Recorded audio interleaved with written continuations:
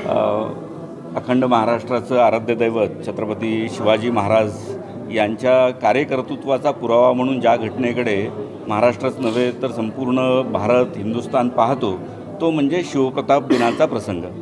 10 November 1659 रोजी घडलेला हा प्रसंग, मार्गशीर्ष महिन्यातली शुक्ल सप्तमीला हा प्रसंग घडलेला होता आणि त्याची आठवण म्हणून शिवप्रताप दिनाचा जागर करण्यासाठी जिल्हा परिषद जिल्हा प्रशासनाच्या वतीनं आज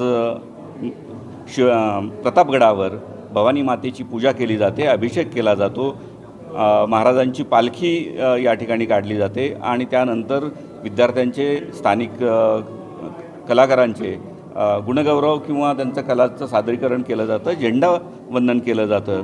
याद्वारे महाराष्ट्रामध्ये संपूर्ण भारतभर या प्रसंगाचं पुन्हा एकदा आठवण केली जाते आणि या कार्याचा नितांत आदर करून पुढच्या पिढीला छत्रपती शिवाजी महाराजांचं कार्यकर्तृत्व, त्यांची युद्धनीती, त्यांचं युद्ध कौशल्य, रणनीती या सगळ्या गुणांची माहिती मिळावी हा उद्देश या प्रसंगाच्या सादरीकरणामध्ये। छत्रपती शिवाजी महाराजांनी जे किल्ले स्वतः बांधलेले आहेत, ज्या युद्धनीतीने रणनीतीने बांधलेले आहेत, त्याचा ठेवा आपला वारसा आहे आणि आपल्या सर्वांना कल्पना आहे की युनेस्को वर्ल्ड हेरिटेजमध्ये छत्रपती शिवाजी महाराजांचे 12 किल्ले त्याला नामांकन मिळालेलं आहे। त्यापैकी 11 किल्ले महाराष्ट्रातील आहेत आणि जिंजी हा तमिळनाडूमधला किल्ला आहे।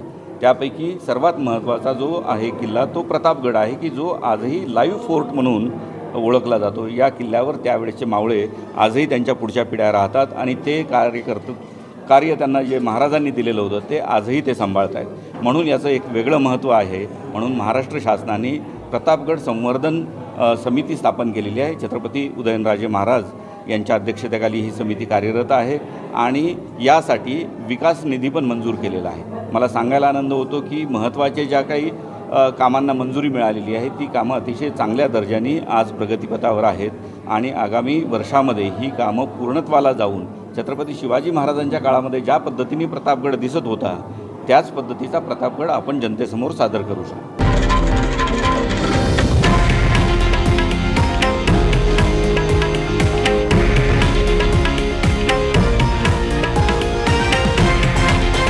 हे आहे देशातील नंबर 1 न्यूज नेटवर्क आणि आपण पाहत आहात TV9 मराठी, एकमेव।